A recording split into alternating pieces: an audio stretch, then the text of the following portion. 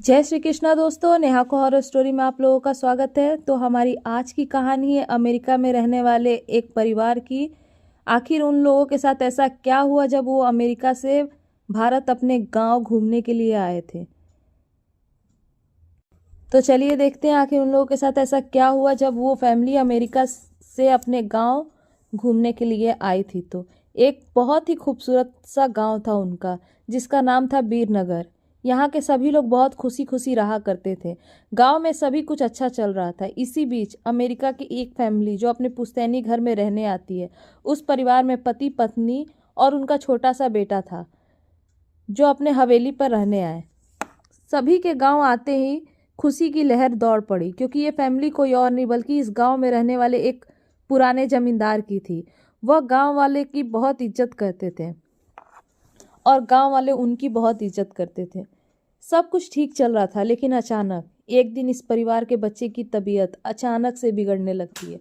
सभी को लगता है मौसम का परिवर्तन हुआ होगा, लेकिन बात तो कुछ और ही थी।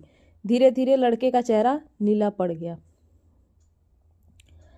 आनन फानन में परिवार वालों ने डॉक्टर को बुलाया और डॉक्टर को भी कुछ समझ नहीं आया, तो उसने पास ही के बने एक हॉस्पिटल में उस बच्चे की जांच के लिए उसे भेज दिया, ताकि बीमारी का पता लगाया जा सके।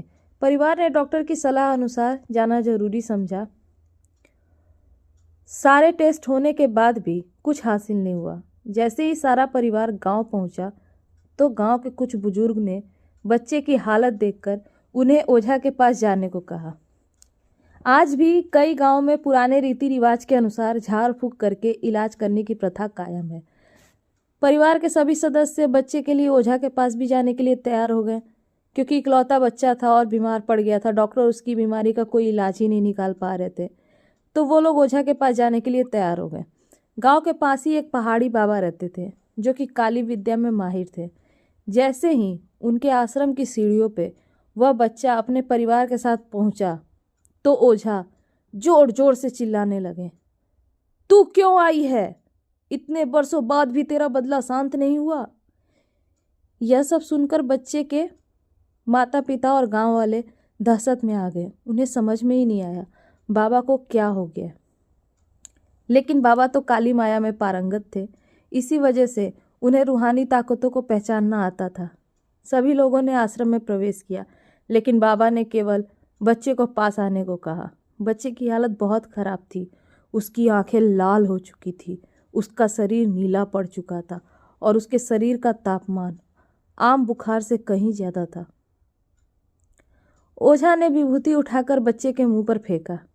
बच्चा जमीन पर लेट गया और जोर जोर से हाथ पैर हिलाने लगा।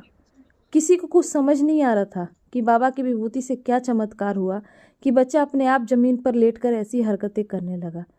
तभी अचानक बच्चा अपने पैर की उंगलियों के बल खड़ा हो जाता है और बहुत ही खूंखार औरत की आवाज़ में ओझा को उसके पुराने नाम से बुलाया, अरे ओ प्रेमनाथ, मैं तुझे नष्ट कर दूंगी।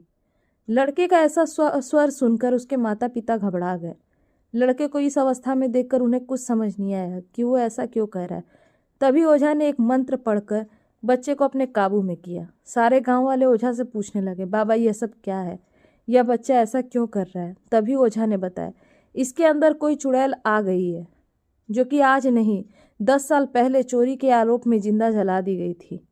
उसे ऐसी सजा देने वाला और कोई नहीं बल्कि इस बच्चे के दादाजी थे, और वह चुड़ैल अपना बदला लेने के लिए आई है। क्योंकि वह गर्भवती अवस्था में जिंदा जला दी गई थी, उसकी कोख में पल रहा मासूम बच्चा भी जल गया। इसी वजह से वह उस वंश के बच्चे को भी दर्दनाक मौत देना चाहती है, ताकि उसका बदला पूरा हो सके। ये कहानी जानने के बाद परिवार वाले ओझा के सामने गिड़गिड़ाने लगे और अपने बच्चे की जान की भीख मांगने लगे। तभी ओझा ने अपनी घोर तपस्वी शक्ति से मंत्रों के उच्चारण के साथ उस चुड़ैल को मासूम बच्चे से बाहर निकाल दिया और कुछ ही क्षणों में बच्चा समान हालत में आने लगा। सभी को लगा सब कुछ हमेशा के लिए ठीक हो गया, लेकिन यह तो एक शुरुआत थी। ऐसी ही और कहानी के लिए please like share and subscribe my channel. अगर आपके पास भी कोई ऐसी हॉरर स्टोरी हो तो प्लीज़ उसे मुझे भेजें।